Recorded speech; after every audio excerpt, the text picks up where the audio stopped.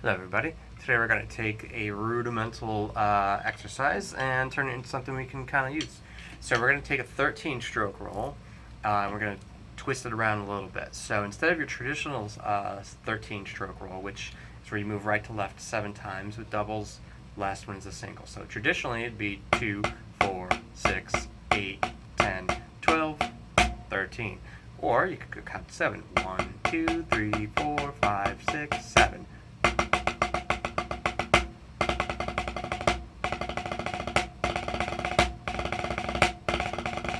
Now that sounds okay.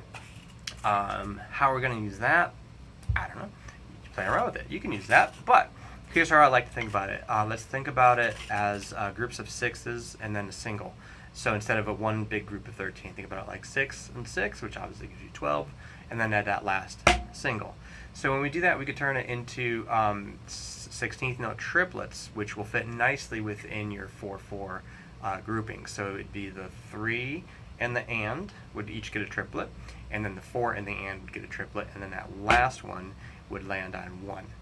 I'll put this notation in the comments so you don't have to memorize it.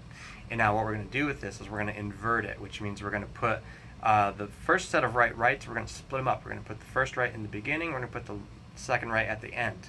So basically we're going to bookend those, and the sticking becomes this.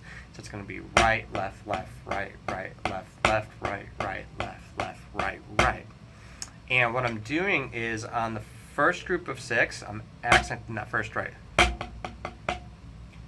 And then the second group of 6 actually begins on the second left of the second group of lefts. So I'm going to slightly accent the first one, and I'm going to really accent the second one.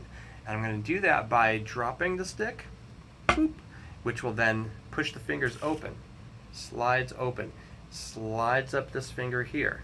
That's why we don't hold onto it like this. This chokes the stick.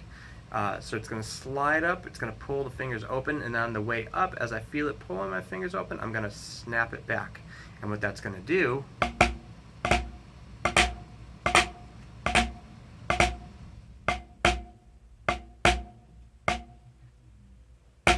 is it's going to give us that second one's going to be slightly accented. So when we slowly play this, it's going to sound like this.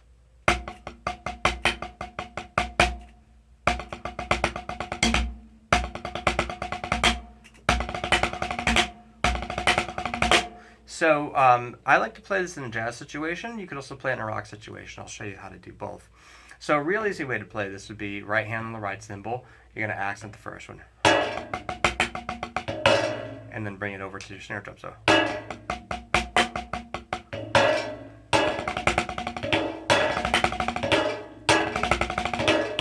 So and so on. So.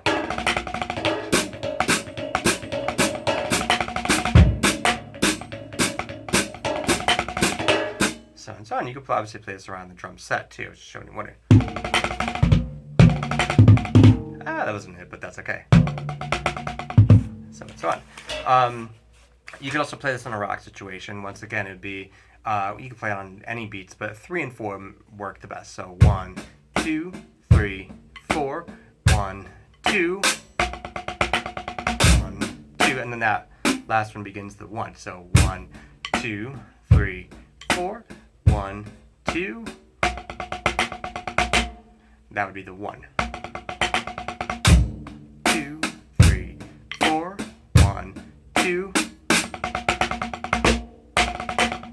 So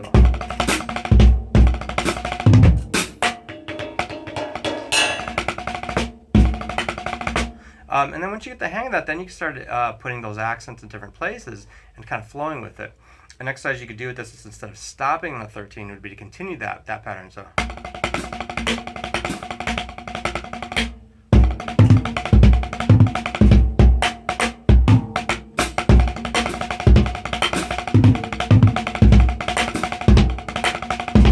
But the trick is to think about it like triplets that are really fast. 1 triplet, 2 triplet, 3 triplet, 4 triplet, or 1 triplet and triplet, 2 triplet and triplet. If you prefer, count to 6. 1, 2, 3, 4, 5, 6. 1, 2, 3, 4, 5, 6, or 12, whatever you want. So.